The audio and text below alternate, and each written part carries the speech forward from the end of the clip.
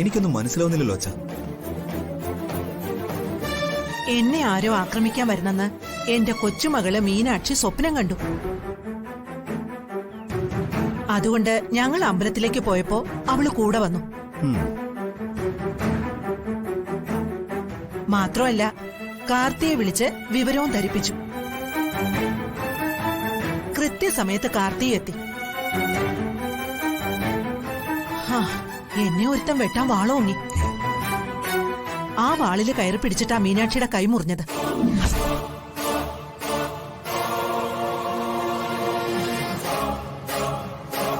ഞങ്ങള് ഔട്ട് ഹൗസിലേക്ക് പൊക്കോട്ടെ മുത്തശ്ശി, ഒന്ന് കിടക്കണം.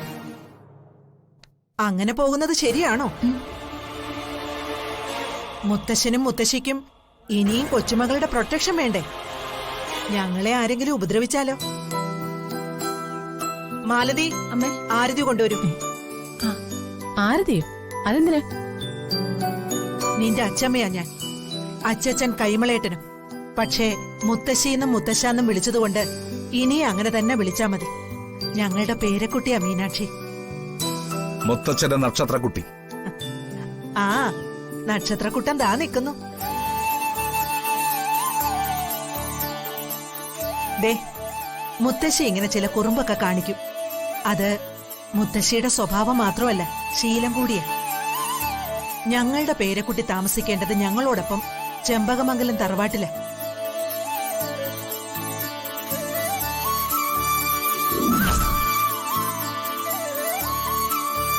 മുത്തശ്ശി,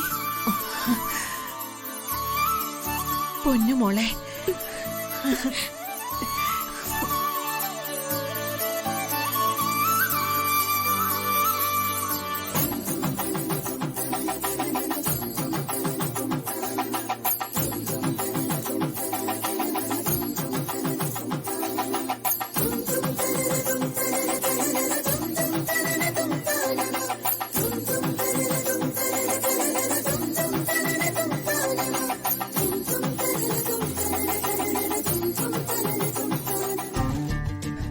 ഇപ്പോഴാണ് അമ്മ ഒരു അമ്മയായത്.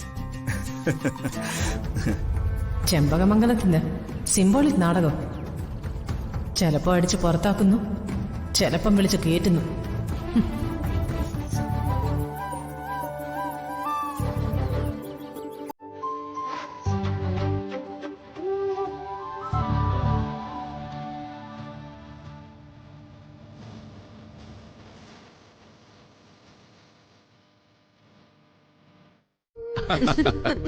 ഇപ്പൊ മനസ്സിലായില്ലേ? ഈ മുത്തശ്ശിക്ക് മോളോടുള്ള സ്നേഹം ഉള്ളിലടക്കി പിടിച്ച് വീർപ്പൂട്ടുമായിരുന്നു. സത്യായിരുന്നു മോളെ. ഈ മുത്തശ്ശൻ പറയുന്നത് 100% സത്യം തന്നെയാ.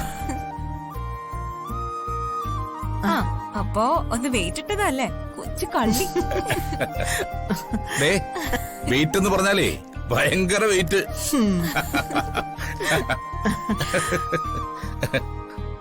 ഓ, സ്നേഹസാഗരം തിരതല്ലിയ. തിരകളും ചുഴികളുമായി എന്തൊരു സ്നേഹം. തീരം തീരത്തെ പുണരുന്നു.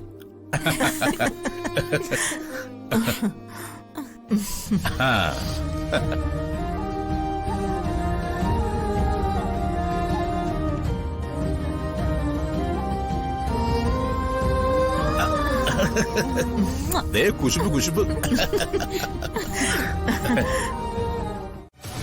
3 അപോഷനുള്ള മരുന്ന് കഴിച്ച ആപത്താണെന്ന് ഡോക്ടർ പറഞ്ഞതാ. അതൊന്നും പേടിക്കണ്ട. ഈ മരുന്ന് കഴിച്ചാൽ ഒരാപത്തും വരില്ല. കുഞ്ഞ് മാത്രമേ ഇല്ലാതാകൂ, അമ്മയ്ക്കൊന്നും വരില്ല. ഉറപ്പാണല്ലോ അല്ലേ? 100% ഉറപ്പ്. ഇത് പാരമ്പര്യമായി ഞങ്ങൾ ചെയ്തു വരുന്ന ചികിത്സയാണ്. ധൈര്യമായിട്ട് ഈ മരുന്ന് കൊണ്ടുപോയിക്കോളൂ.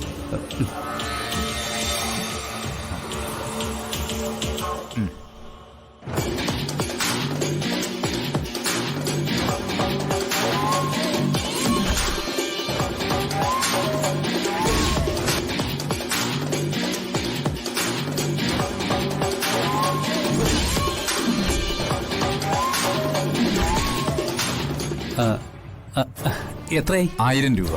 ഓ,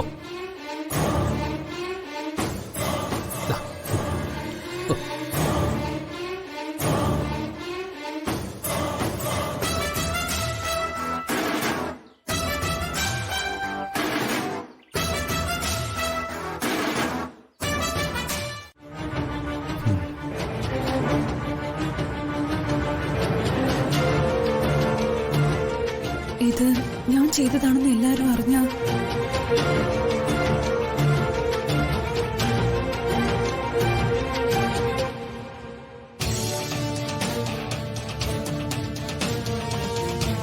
അതിനെ വേറൊരു വഴിയുണ്ട്.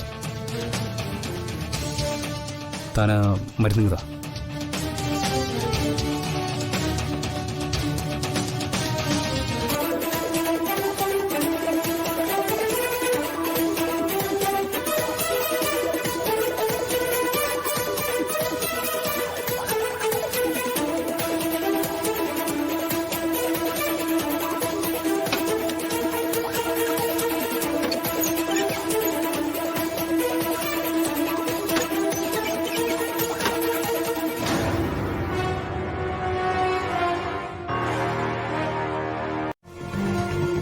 ആ മാള് പറഞ്ഞത് സത്യം. മീനുകളെ പറ്റി ഇങ്ങനൊരു വസ്തുത ഞാനും കേട്ടിട്ടുണ്ട്. വീട്ടിൽ ആർക്കെങ്കിലും നെഗറ്റീവ് എനർജി ഉണ്ടോ അപ്പൊ അത് ഏറ്റെടുത്ത് മീനുകളൊക്കെ ചാവും. മീനുകളുടെ മനഃശാസ്ത്രം എഴുതിയ ആ എഴുത്തുകാരന്റെ പേരെന്താന്നാ പറഞ്ഞത്? Professor Benjamin Konchamada. അയാൾ ജീവിച്ചിരിപ്പുണ്ടോ? എന്തിനാ? അയാളെ കണ്ടുപിടിച്ചിട്ട് തല്ലിക്കൊല്ലാനായിരുന്നു. അയാളുടെ ഒരു മനഃശാസ്ത്രം. നിനക്ക് അലങ്കാര മത്സ്യങ്ങളെ കുറിച്ച് അറിയാഞ്ഞിട്ടാ. മീനുകള് നെഗറ്റീവ് എനർജി ഏറ്റെടുത്ത് ചാകുന്നവരെ. അതിനിവിടെ എന്ത് നെഗറ്റീവ് എനർജിയാ ഉള്ളത്? അത് മനസ്സിലാവുന്നില്ലല്ലോ. അല്ല, പുതുതായി ഇവിടെ ചിലരൊക്കെ കേറി വന്നിട്ടില്ലേ? അവർക്ക് നെഗറ്റീവ് എനർജി ഇല്ലെന്ന് പറയാൻ പറ്റുമോ? അത് തെളിയിക്കാനും പറ്റില്ലല്ലോ. അമ്മായി എന്നെ കുറിച്ചാണല്ലോ ഈ പറയുന്നത്. അയ്യോ, ഞാൻ പേരെടുത്തൊന്നും പറഞ്ഞില്ലല്ലോ. പേരെടുത്ത് പറയുന്നത് എന്തിനാ? പുതിയതായി ഈ വീട്ടിലേക്ക് കയറി വന്നത് ഞാനല്ലേ? ശരിയല്ലേ മീനാക്ഷി പറഞ്ഞത്? ഇവളല്ലേ ഇവിടെ പുതുതായിട്ട് വന്നിട്ടുള്ളത്? എന്താ മിണ്ടാത്തത്? അമ്മയുടെ മനസ്സിലുള്ള അഴുക്ക് മുഴുവൻ ആ നാവിലൂടെ മോശപ്പെട്ട വാക്കുകളായിട്ട് പുറത്തേക്ക് വരിക.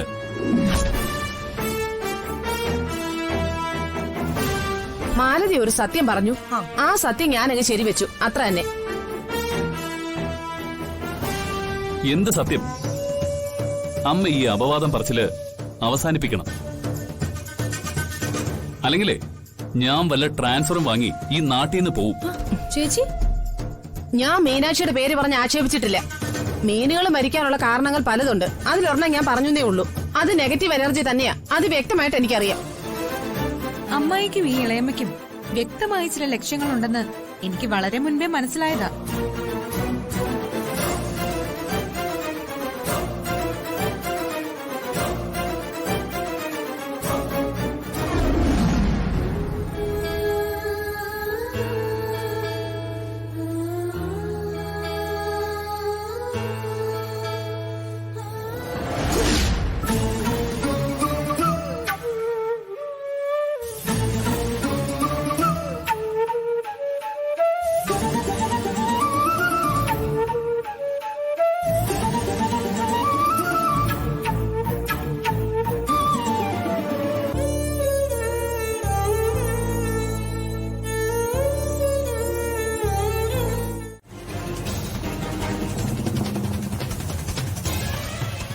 മൈഥിലി ചേച്ചി പാല് മാത്ര കുടിച്ചത്.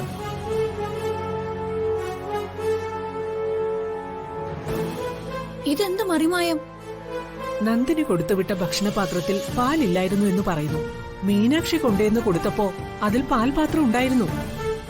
ഇതൊക്കെ എന്തൊരു അത്ഭുതം! ഇതൊക്കെ അത്ഭുതമൊന്നുമല്ല. ഇതിന്റെ പേരാ കൊലപാതക ശ്രമം.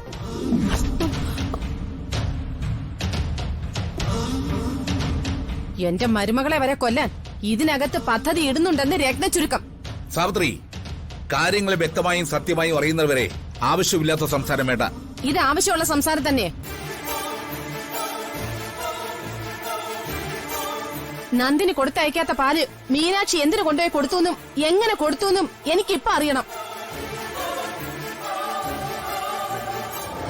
ഇവിടെ വെച്ച് പറയണം.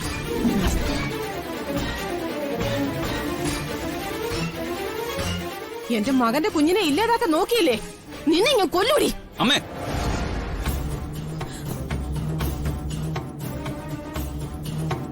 ഇവളെ ഞാൻ വെറുതെ വിടില്ല. കൊല്ലും ഞാൻ ഇവളെ. അമ്മേ, അരുത്. വെറും സംശയത്തിന്റെ പേരിൽ ഇവളെ ക്രോശിക്കാൻ ഞാൻ സമ്മതിക്കില്ല. ഇവൾ ഇത്ര ഹീനമായ പ്രവൃത്തികളൊന്നും ചെയ്യില്ല. നന്ദിനി പറഞ്ഞത് 100% ശരിയാ. മീനാക്ഷി ഇത്തരം ക്രൂര പ്രവൃത്തികളൊന്നും ചെയ്യില്ലടി. മൈഥിലിയുടെ വയറ്റിൽ ജനിക്കാനിരിക്കുന്ന പിഞ്ചു കുഞ്ഞിനെ കൊന്നിട്ട് മീനാക്ഷിക്ക് എന്ത് നേടാനാ?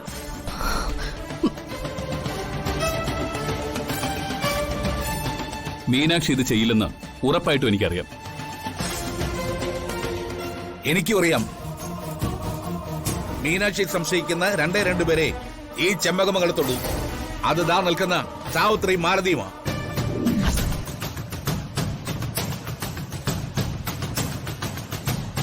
ചത്തത് കീചകനെങ്കിൽ കൊന്നത് ഭീമൻ തന്നെ എന്ന ഭാവമായി ഇവർക്ക്.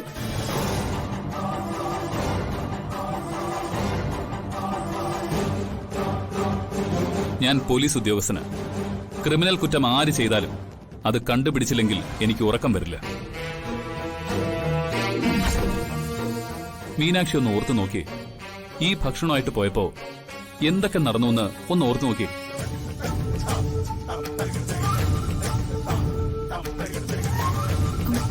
ഭക്ഷണവുമായി ഞാൻ പോയപ്പോ എനിക്കൊരു കോള് വന്നു.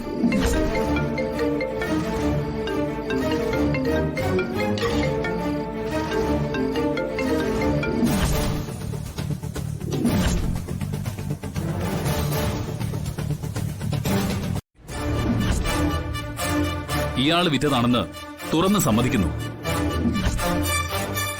ആ മരുന്ന് ഈ വീട്ടിലുള്ള ആരോ ഒരാൾ വാങ്ങിച്ചിട്ടുണ്ട്.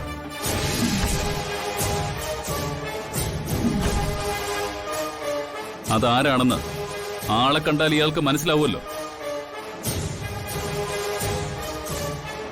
അതിന് ഞാൻ ഇയാളെ ഇങ്ങോട്ട് കൊണ്ടുവന്നത്.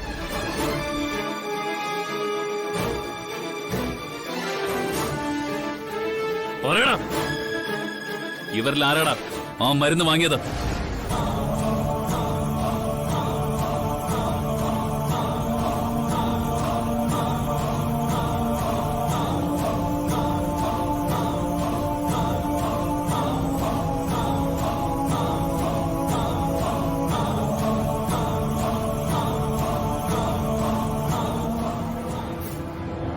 ഈ കുട്ടിയാണോ തന്നോട് മരുന്ന് വാങ്ങിയത്? അല്ല, എന്റെ നിന്ന് മരുന്ന് വാങ്ങിയത് ഒരു പുരുഷനായിരുന്നു.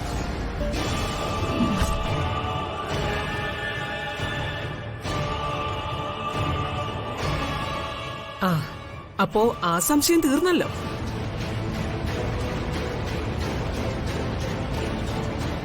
പിന്നാരാ മരുന്ന് വാങ്ങിയെന്ന് പറയടാ.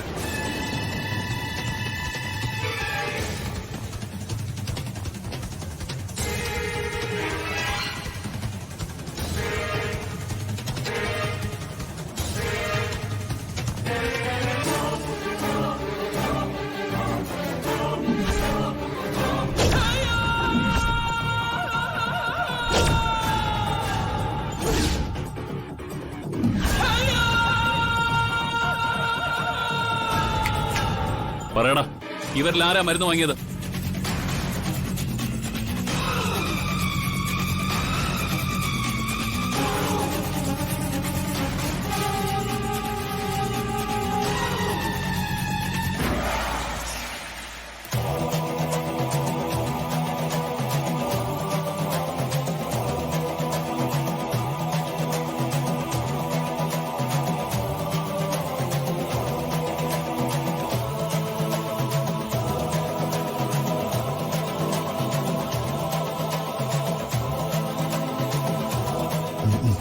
ഇവരാരുമല്ല.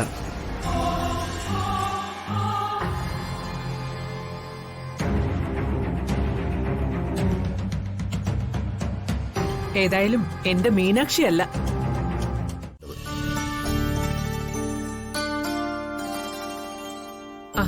അങ്ങനെ തന്നെ നിശ്ചയിച്ച് ചാർത്ത് എഴുതിക്കോളൂ ജോത്സരെ. മീനാക്ഷിക്ക് 18 വയസ്സ് തികയുന്ന ദിവസം ചെമ്പകമംഗലത്ത് പടിയേറ്റ്.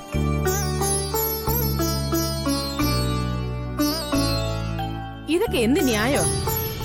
ഇതിൽ എന്ത് അന്യായമാ? ഞങ്ങൾ ചെമ്പകമംഗലത്തെ മക്കളും കൊച്ചുമക്കളും ഒക്കെ ഇവിടെ ഉള്ളപ്പോ പടിയിറക്കി വിട്ടവർക്കും ദത്ത് നിൽക്കുന്നവർക്കും ഒക്കെ അധികാരം കൊടുക്കുന്നത് ആലോചിച്ചിട്ട് വേണം. മിണ്ടരുത് നീ രാമഭദ്ര. ഒരു വാക്കുകൊണ്ട് പോലും നിന്നെ ഞാൻ നോവിച്ചിട്ടില്ല. പക്ഷെ ഇവളോട് എനിക്ക് പറഞ്ഞേ പറ്റൂ. ഡി കെട്ടിച്ചു വിട്ടതാ നിന്നെ, വെറുതെ അല്ല, എല്ലാ അവകാശങ്ങളും തന്ന്. രാമഭദ്രന്റെ അച്ഛൻ ആ പാവം നമ്പ്യാരി ചേട്ടന് നാഴി വെള്ളം കൊടുക്കുന്നത് നാണക്കേടാണെന്ന് വിചാരിച്ച് ഭർത്താവിനെ ഇവിടെ പിടിച്ചു നിർത്തി നീ ചെമ്പകമംഗലം ഭരിക്കുക. മക്കളോട് വാത്സല്യം ഉള്ളതുകൊണ്ട് ഞാനും കൈമളയേട്ടനും അത് മനഃപൂർവ്വം അംഗീകരിച്ചു. അമ്മ ഞാനൊന്ന് പറഞ്ഞോട്ടെ. ആസ്ഥാനത്ത് കയറി അഭിപ്രായം പറഞ്ഞാലേ ആടി തരും ഞാൻ. അതിന് കാരണം നിന്റെ ഭാഗത്ത് ഒരു ന്യായം ഇല്ലാത്തതുകൊണ്ടാടി. കുടുംബത്തിൽ റോള് കുറഞ്ഞവര് അടങ്ങി നിന്നോണം. കാരണം അവരുടെ വോയിസ് ഞങ്ങൾ മാതാപിതാക്കളുടെ ദാനമാ.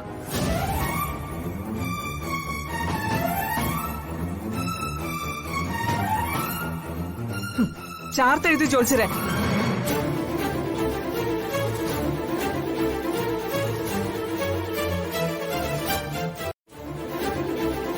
മാധുരി മരിക്കുന്നതിന് മുൻപും എന്നോട് സംസാരിച്ചത് നന്ദിനിയോടുള്ള പ്രതികാരത്തെക്കുറിച്ചാ.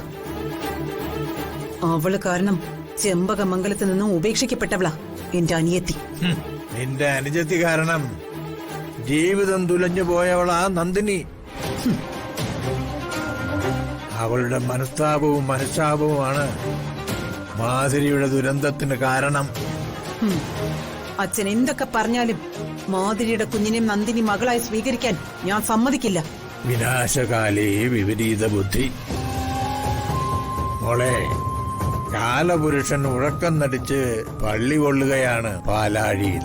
ചെയ്യുന്ന ജോലിക്ക് കൂലി അവൻ തരാതെ വിടില്ല. നിനക്കും കിട്ടും പലിശ സഹിതം. ഇതൊന്നും കാണാനിടവരാതെ എന്റെ ഭഗവാനെ, എന്നെ ഒന്നും തിരികെ വിളിക്കുന്നുണ്ടോ?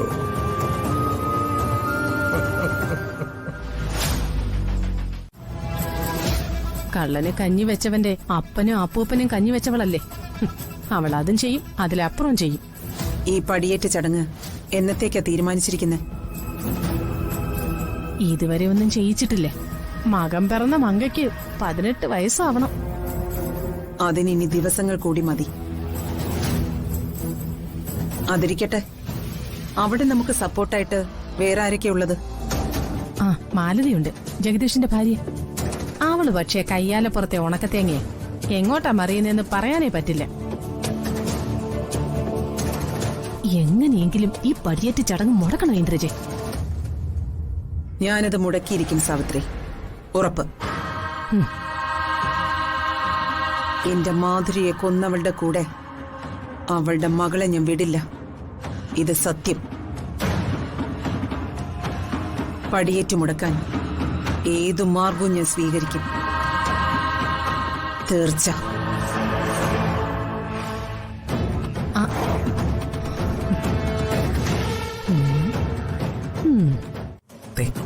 നാളെ പടിയേറ്റ. അശ്വിനും അതിഥിയും വരെ അമ്പലത്തിലായിരിക്കും. ഇതാണ് നമുക്ക് പറ്റിയ അവസരം. ഇനിയിപ്പോ ഉടനെ ഒന്നും ഇങ്ങനെ ഒരു ചാൻസ് ഒത്തുവരില്ല. നീ വ്യക്തമായിട്ടൊന്ന് പറയും. ഈ അവസരം മുതലെടുത്ത് നമുക്ക് മുങ്ങാം. എല്ലാവരും പടിയേറ്റ് ചടങ്ങിൽ പെട്ട് തിരക്കിലായിരിക്കും. അങ്ങനെയാവുമ്പോ അവര് നമ്മളെ അന്വേഷിക്കാൻ സമയമെടുക്കും. ഇതിനകം നമുക്ക് അടുത്ത സ്റ്റേജ് പിടിക്കാം. എങ്ങനെ പോവും? ഞാൻ കാറുമായിട്ട് അമ്പലത്തിനടുത്ത് കാത്തു നിൽക്കാം. ബാക്കിയെല്ലാം അവിടെ വെച്ച്.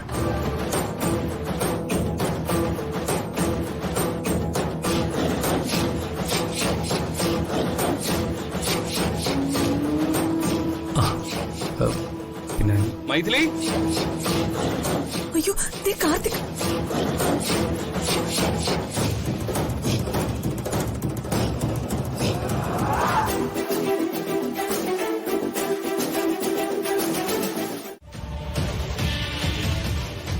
നന്ദിനിയാണ് എന്റെ സാവിത്രിയുടെ ലക്ഷ്യം. അവളുടെ ലക്ഷ്യം നിറവേറാൻ പാടില്ല. അല്ല, ഈ പടിയേറ്റ് നമുക്കെങ്ങനെ മുടക്കാൻ പറ്റും? പരദേവത പടിയേറ്റിന് അനുവാദം തന്ന് അനുഗ്രഹിക്കണമെങ്കിൽ നന്ദിനി വിളക്കും താലവുമായി അമ്പലത്തിന് 3 വട്ടം പ്രദക്ഷിണം വെക്കണം. ആ പ്രദക്ഷിണം മുടങ്ങണം. അത് ഞാൻ മുടക്കും. അല്ല, അതെങ്ങനെ? സാവിത്രി അക്കാര്യം കണ്ടാ മതി. അത് മുടക്കിയതിനു ശേഷം നമ്മൾ ഒരുമിച്ച് വേറെ ചില യുദ്ധങ്ങൾക്ക് ആരംഭം കുറിക്കും. ഇനി ഏത് കാര്യത്തിനും നമ്മൾ ഒരുമിച്ച്. ഓക്കെ? ഓക്കെ.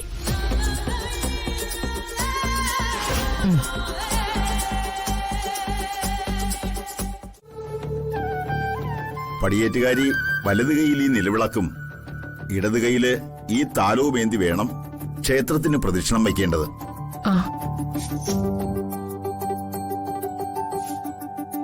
പടിയേറ്റുന്നത് ആരെയാണ്?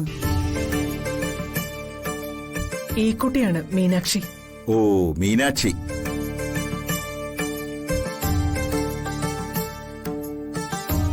മീനാക്ഷി അകമ്പടിക്കാരിയായി പ്രാർത്ഥനയോടെ കൂടെ നടന്നാ മതി. പിന്നീടുള്ള ചടങ്ങുകൾക്ക് വിളിക്കുമ്പോ വന്നാ മതി.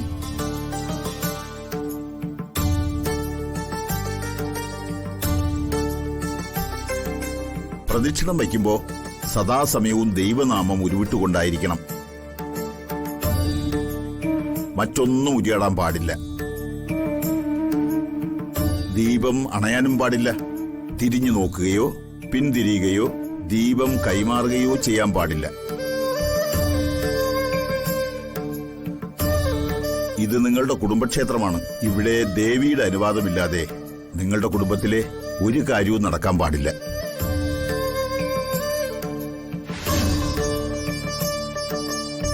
ദേവിയുടെ അനുവാദത്തിനായുള്ള പ്രാർത്ഥനയാണിത്. വിളക്ക് കെടുകയോ ഞാൻ പറഞ്ഞ നിബന്ധനകൾ തെറ്റിക്കുകയോ ചെയ്താൽ ദേവി കോപിക്കും.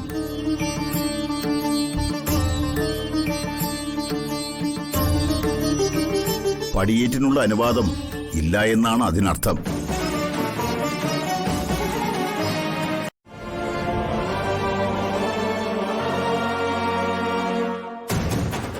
ശരി.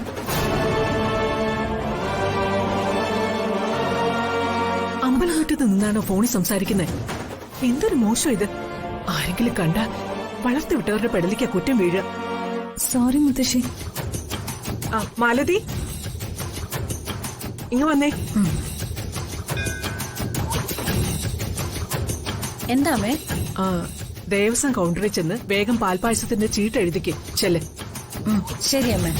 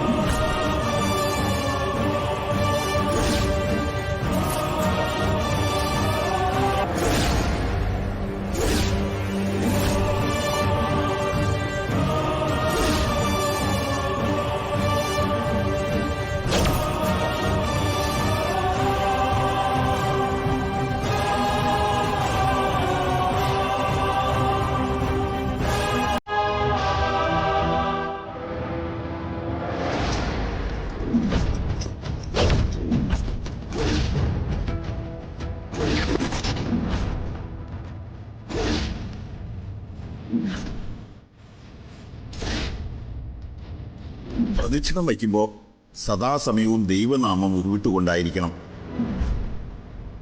ദീപം അണയാനും പാടില്ല. തിരിഞ്ഞു നോക്കുകയോ പിന്തിരിയുകയോ ദീപം കൈമാറുകയോ ചെയ്യാൻ പാടില്ല. മുറിയാടരുത്, പൂജാരി പറഞ്ഞത് ഓർക്കണം.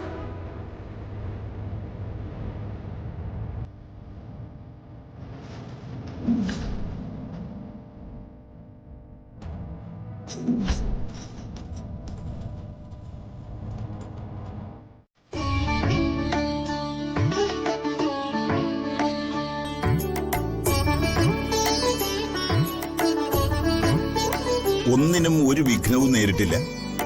കാറ്റുണ്ടായിരുന്നു, പക്ഷെ വിളക്ക് കെട്ടില്ല. ദേവിയുടെ അനുഗ്രഹമുണ്ടെന്നർത്ഥം. രണ്ടാം വട്ട പ്രദക്ഷിണം തുടങ്ങിക്കൊള്ളൂ. ഇതേപോലെ തന്നെ ഇതേ നിബന്ധനകളോടെ.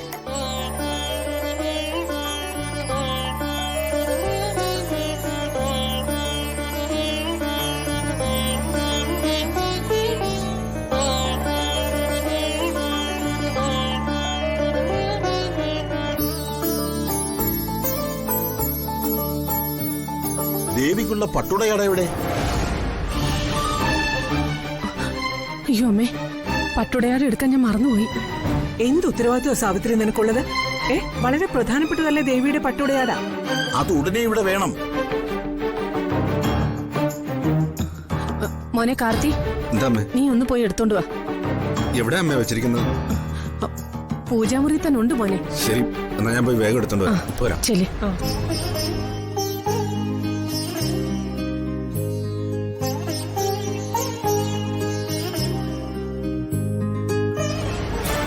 ഇത് തന്നെ പറ്റിയ അവസരം.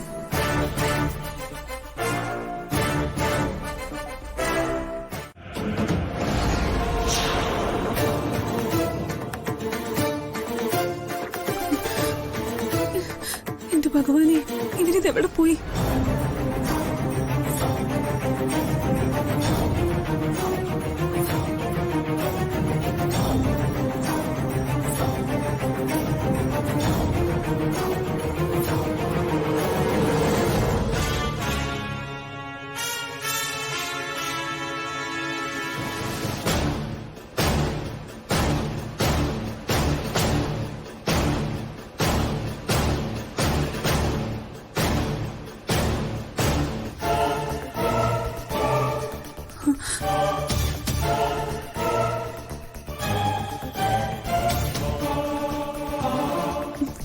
ഈ തോട്ടൻ അവിടെ പോയി നിൽക്കണോ? അവനൊന്ന് വിളിച്ചു നോക്കിയാലോ?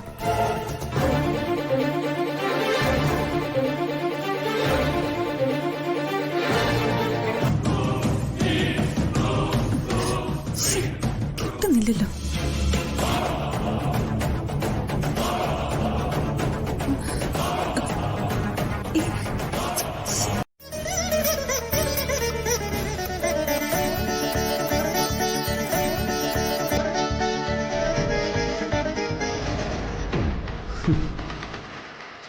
മുടിഞ്ഞ ഒരു കൂട്ടപ്രാർത്ഥന. എന്തിനാ ദേവി എന്നെ ചതിച്ചത്?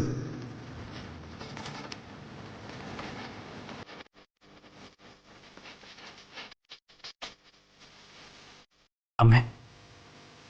അമ്മയോ? ആരടമ്മ? ചേച്ചിയെ കയറി അങ്ങനെ വിളിച്ചാലുണ്ടല്ലോ. സോറി ഏട്ടത്തി, ഞാനേ കാർത്തി വിളിക്കുന്നത് കേട്ട് ഒരു ഒഴുക്കിലങ്ങ് വിളിച്ചു പോയതാ. അയ്യടാ,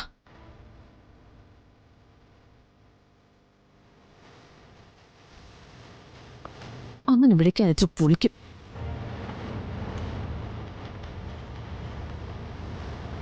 അല്ലെങ്കിൽ തന്നെ മനുഷ്യരോട് അവ തീപിടിച്ച് നിൽക്കുക. അതിനിടയ്ക്കാം അവന്റെ ഒരു കുഞ്ഞുകളി. ദേ, ഈ വകം അവലക്ഷണം കിട്ടേന്റെയൊക്കെ അമ്മയാവുന്നതിന് പകരം ആറ്റിൽ ചാടിയുള്ള ആത്മഹത്യ.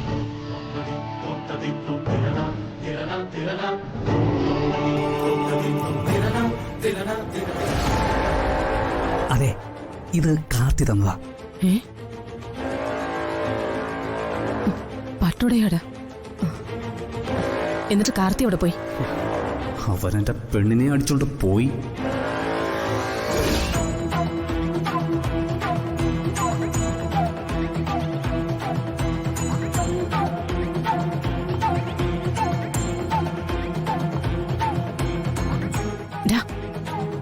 എന്താത്തൊന്നും മിണ്ടാത്തെ? കാർത്തി എവിടെ പോയെന്ന്? അത് അവനും മൈഥിലിയും കൂടി ഏതോ കടയിൽ പോയി.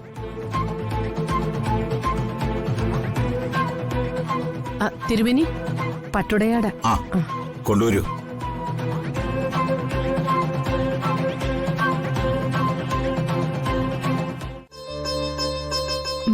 എന്താ? അയാളെ അറിയാലോ. ആ അറിയാം. സസ്പെൻഷനിലായ CI മഹാദേവൻ എന്റെ സബോർഡിനേറ്റ് ആയിരുന്നു.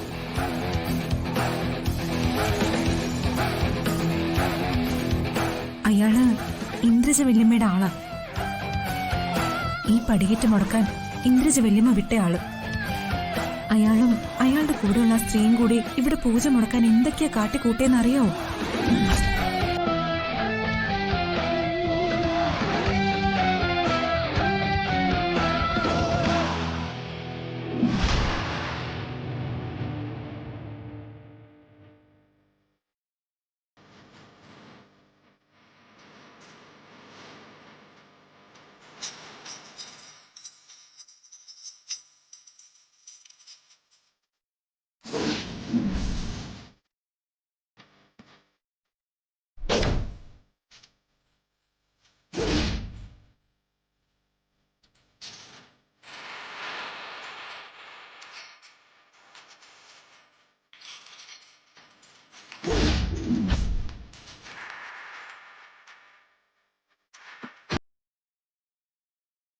ആ മഹാദേവന്റെ കാര്യത്തില് ഇപ്പൊ ഞാനൊരു തീരുമാനം ഉണ്ടാക്കാം.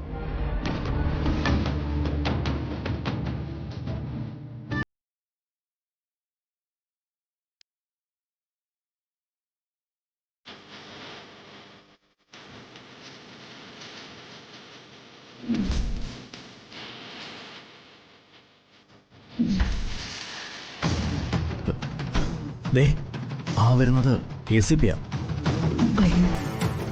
എന്റെ പെടലി ഓടിയുണ്ടെങ്കിൽ ഓടിക്കോ, രക്ഷപ്പെട്ടോ. എന്റെ ശിവനെ,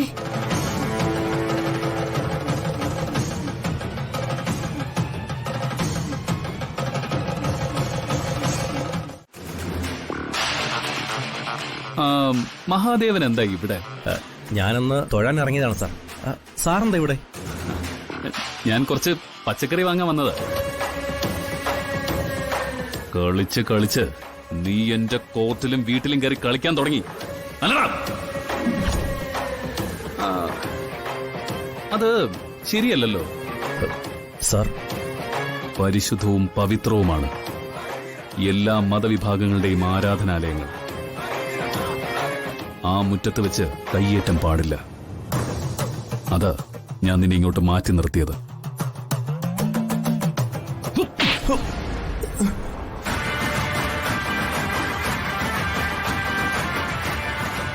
ഇത് പഴയ കണക്ക്.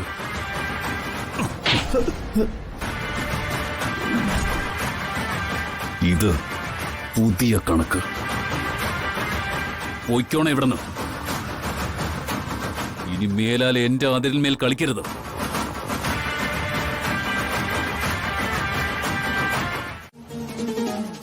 ഞാൻ പറഞ്ഞത് വല്യമ്മ കേട്ടില്ലേ? എന്റെ അമ്മയെ ദ്രോഹിക്കാൻ നോക്കിയ വേദനിക്കുന്നത് എനിക്കായിരിക്കും. എനിക്ക് ജീവനുള്ളിടത്തോളം കാലം വല്യമ്മയ്ക്ക് എന്റെ അമ്മയെ ഒന്നും ചെയ്യാൻ പറ്റില്ല. മീനാക്ഷി പറയുന്നത് ശ്രദ്ധിച്ച് കേൾക്കണം. ഇതൊരു മുന്നറിയിപ്പാ. അമ്മയുടെയും എന്റെയും വഴികളിലേക്ക് വല്യമ്മ വന്നു പോവരുത്. ഈ ജന്മം ഞാൻ എന്നെ എന്റെ അമ്മയ്ക്ക് നൽകി കഴിഞ്ഞു.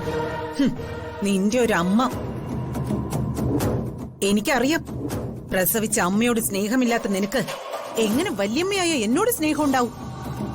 ചിലരുടെ തനിനിറം പുറത്തു വരുമ്പോ താനീ സ്നേഹം ഇല്ലാതാവും. എടി, നിന്റെ അമ്മയെ കൊന്നവരെ നീ തിരിച്ചറിയുന്ന ഒരു ദിവസം വരും. അങ്ങനെ ഒരു ദിവസം വരില്ല വല്യമ്മ. വരും. നീ എന്റെ ചോരയാ. അതുകൊണ്ട് നീ എന്നെ എത്ര വെറുത്താലും നിന്നെ ഞാൻ സ്നേഹിക്കും. അതുവരെ നീ നിന്നെ ശ്രദ്ധിക്കണം. എനിക്കത്രേ പറയാനുള്ളൂ.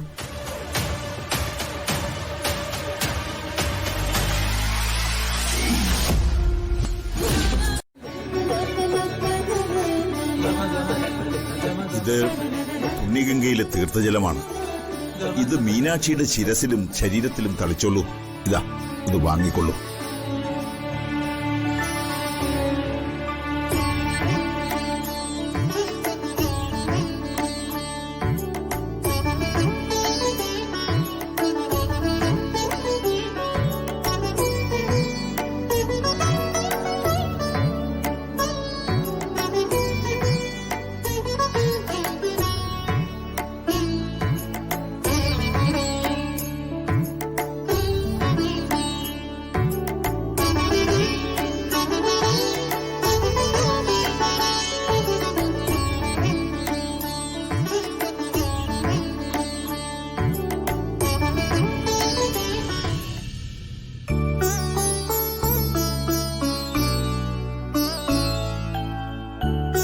അതെ, ഇനി ഈ പുടവ ധരിപ്പിച്ച് അടയാഭരണങ്ങളെല്ലാം അണിയിച്ച് കൊണ്ടുവന്നോളൂ.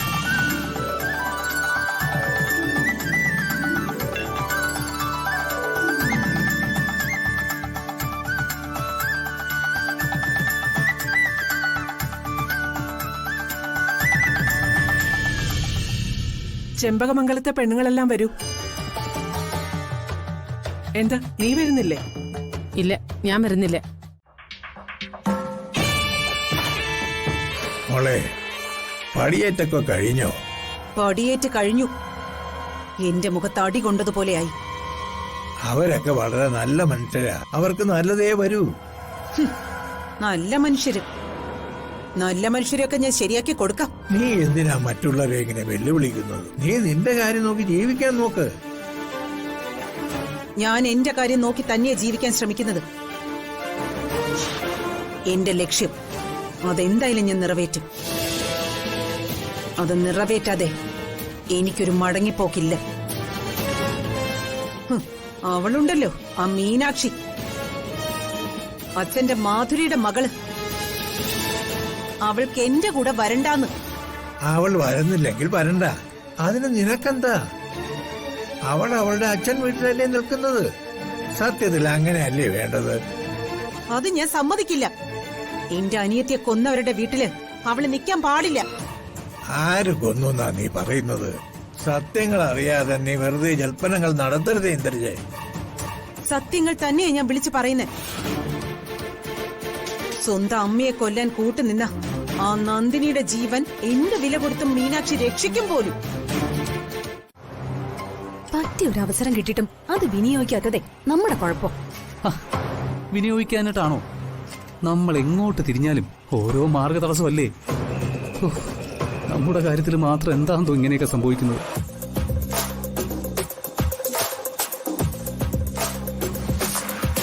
ഇവൻ കുറെ നാളായി തീ പിടിച്ച ആത്മാവിനെ പോലെ കറങ്ങുന്നു. പ്രശ്നം പ്രണയം തന്നെ. നമ്മുടെ കാര്യത്തിലെ ഒന്നും സംഭവിക്കുന്നതല്ല, നമ്മൾ കരുതലോടെ നിൽക്കാത്തത് കൊണ്ടുണ്ടാവുന്നതാ. ഇതേ പ്രണയശാപം. നമ്മളെ തമ്മിൽ ഒന്നിപ്പിക്കരുതെന്ന് ദൈവത്തിനെന്തോ പ്ലാനുള്ളത് പോലെയാ. പ്രണയശാപോ? അതെന്ത് ശാപം? നോക്കട്ടെ. എന്റെ ഫോണിൽ നിന്ന്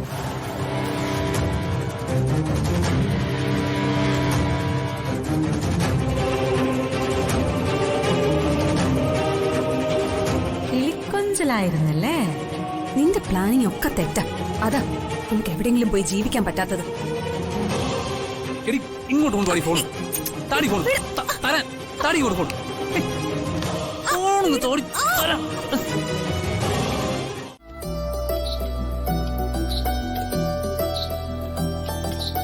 എല്ലാം റെഡിയായല്ലോ? എല്ലാം റെഡിയാ. എല്ലാരും ഇരിക്കേ, ഇപ്പൊ വിളമ്പാ. പായസമൊക്കെ ഉണ്ടോ? ഓഹോ, മാലു ഒന്ന് വേഗം വന്ന്. എവിടെ ആയിരുന്നു നീ? ഞാൻ ഇവരെ വിളിക്കാൻ പോയിരുന്നു ചേച്ചി. വിളമ്പ. എല്ലാം റെഡിയായോ? ഈ പടിയേറ്റിന് അമ്പലത്തിൽ നിന്ന് കൊണ്ടുവന്ന പാൽപായസം ഇല്ലേ? ഉണ്ടച്ചാ. ഉണ്ടാകണം. പാൽപായസം എന്നെ സംബന്ധിച്ചിടത്തോളം വലിയ പ്രതീക്ഷയാ. ഷുഗർ ഉണ്ടെന്നുള്ള കാര്യം കൂടി ഓർക്കണേ.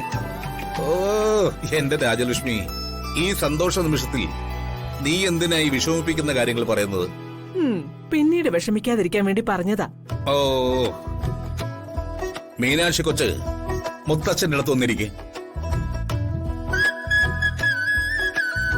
ഇനി മുതൽ ദാ ഇവിടെയാണ് കുഞ്ഞിന്റെ സീറ്റ്. ആ മുത്തശ്ശന്റേത് മാത്രമായി അങ്ങനെ പേരക്കുട്ടിയെ ഏറ്റെടുക്കണ്ട. മുത്തശ്ശിക്കും വേണം തുല്യ അവകാശം. അങ്ങോട്ട് മാറിയിരുന്നേ. ഓ മോളിങ്ങോട്ട് വാ. അവിടെ ഇരിക്കെ. ആ ഇങ്ങോട്ടിരിക്കെ. ഇരിക്കെ.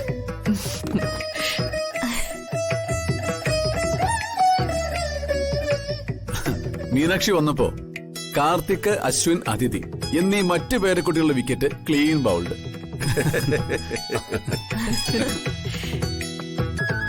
പുതിയ പേരക്കുട്ടിയെ എടുത്ത് പുന്നാരിച്ചു. ഇത് അധികകാലം ഇവിടെ വാഴില്ല. ആ ഇന്ന് നന്ദിനി വിളമ്പുകാരി ആവണ്ട. ഇന്നേ നീ അമ്മയായ ദിവസമാ.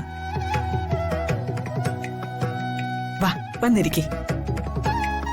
സാവിത്രി മലതയും കൂടി വിളമ്പിക്കോളും. ആ അതാ അതിന്റെ ശരി. ഓ നന്ദിനി അടുത്തൂടെ ഇരിക്കേ. വേണ്ട, ഞാൻ ഒടുവിലിരുന്നോളാം. പറയുന്നത് കേക്ക് നന്ദിനി. ഇവിടെ വന്നിരിക്കേ. വാ ദൈവമേ. അയ്യ